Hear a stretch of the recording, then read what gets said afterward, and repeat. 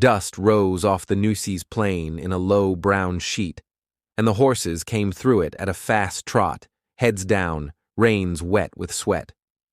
Captain Leander McNelly rode in front with his hat pulled low and his eyes narrow against the sun. Ahead lay the river and a ranch suspected of hiding stolen cattle. Behind him rode 24 men, light in the saddle and light on the law, carrying Winchesters across their thighs. It was October 1875 on the Texas border, where a mile could be a courtroom and a gun a writ. The special force had orders to stop the raids and the smuggling, to bring quiet to the strip of country between the Nueces and the Rio Grande. McNelly's men halted at the last mesquite and looked at the corrals. A boy ran for the house. A woman stepped into the doorway and froze. McNelly slipped from the saddle and told the first 2 rangers to seize the remuda and the second pair to cover the gate. He announced he was taking the cattle and the men who had them. When a shot snapped from the brush, he returned it without hesitation. Rangers fanned out, ropes ready for cattle and for wrists. By dusk, a wagon moved north with brands freshly marked in a notebook, a few prisoners roped to the tailboard, and a cluster of neighbors standing still and silent.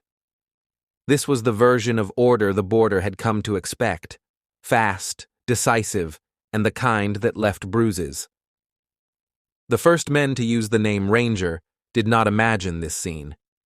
In 1823, Stephen F. Austin authorized a handful of settlers to range the frontier and protect new farms from raids.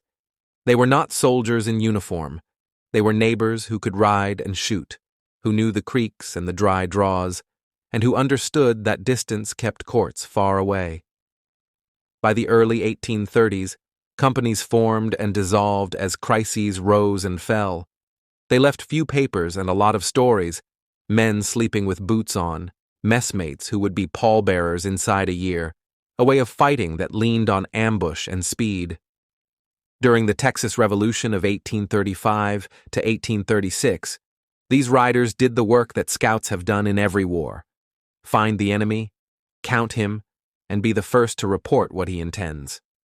After independence, they were kept on, thinly and irregularly paid, to ride the long line where settlements met the plains. Captain Jack Hayes made the name famous in the 1840s, not with speeches, but by changing tools. He took Samuel Colt's 5-shot Patterson revolver onto the prairie and taught his men to fight mounted with repeating pistols, not carbines and sabers. At Walker's Creek in 1844, Hayes's riders used twin revolvers to break a Comanche charge at close range, an event that shaped the next decade. From that gun, smoke came a bigger pistol, the Colt Walker, and a reputation. On the far side of the line, Comanche and Kiowa families learned to fear small groups of men who could fire again without dismounting. The balance had shifted. When the United States went to war with Mexico in 1846, the Rangers rode as scouts and irregular cavalry. They knew the trails, the ranches, the arroyos, and the passes. They served under Zachary Taylor and Winfield Scott, screening columns, raiding depots, and striking without warning. Their enemies called them Los Diablos Tejanos, the Texas Devils, for their sudden appearances and the cold fact that they answered ambush with ambush and reprisal with reprisal. War widened their legend and darkened it at the same time. After peace, the frontier moved again. Settlements pushed west toward the Llano Estacado and north toward the Red River. Out there, the Rangers were sometimes the only law within a day's ride.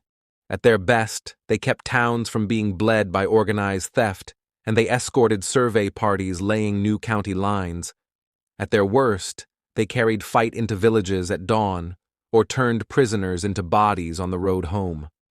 John S. "Rip" Ford left the record of both kinds of days in the 1850s, campaigns against Comanche bands across the Rio Grande and operations down the coast against Juan Cortina during the border troubles at Brownsville.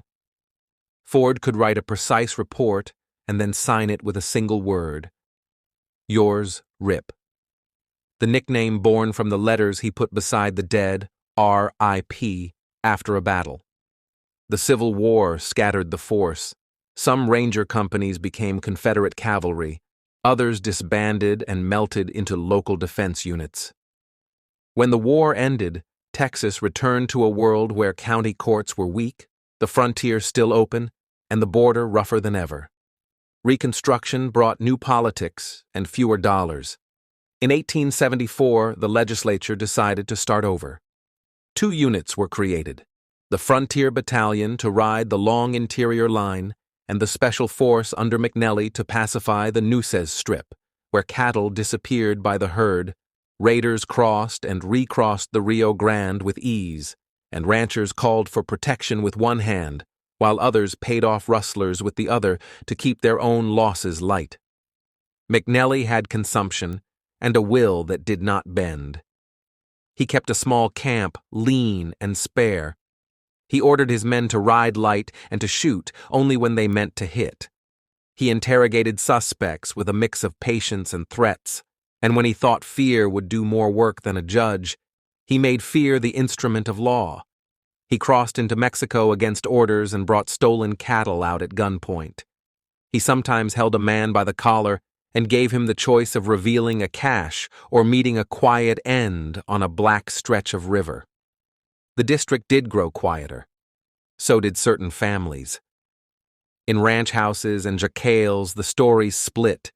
One set praised the night a ranger rope brought back half a herd. Another set remembered the morning a body turned up because a captain had decided a court would take too long. In the same period, the Frontier Battalion under John B. Jones took on a different kind of work. With the Army pushing the last organized resistance of Comanche and Kiowa onto reservations, the battalion chased outlaws. In 1877, when the gunman John Wesley Hardened slipped out of Texas, a ranger named John B. Armstrong followed him all the way to Pensacola and took him on a train with a single well-placed shot that broke Harden's arm. In 1878, Jones's men cornered the robber Sam Bass at Round Rock after a string of train jobs. Bass died of his wounds the next day. In the Black Hills of the Big Bend and the empty counties of the Panhandle, smaller names filled the blotter: horse thieves taken on the trail, claim jumpers marched to town, drunken fights in dance halls broken with a nightstick or a pistol butt. A chief's yearly report listed miles ridden, rounds issued, and arrests made. Citizens sent letters that credited a single ranger camp with saving a county's crops by keeping the roads quiet. And yet the line never stopped blurring, because the country never made it easy to keep it straight. In the Salt War at San Elizario in 1877, a long dispute over communal rights turned into a siege. Rangers were sent and then surrounded, and the day ended with humiliations that the state remembered for years. In the cattle country, fence-cutting wars of the 1880s drew rangers into the middle of fights between smallholders and big spreads. A ranger who cut down a fence under color of law in one county might be accused of protecting a barbed wire empire in the next. The job wrote its own contradictions into the dirt. By the 1890s, the worst of the Indian fighting was over, and the border had seasons of quiet. The Rangers policed prize fights, guarded governors, watched elections, and still went long when a sheriff's office asked for help on a murder that had too many tracks and too few witnesses. Photographs from the decade show men in slouch hats with pistols on their hips pose beside wagon wheels or under the sparse shade of a courthouse tree. Faces set the way working faces get set when the sun and the job have turned them into something like a creed. In those same years, letters landed on the adjutant's desk, accusing certain captains of beating confessions from suspects and turning arrests into examples in the street.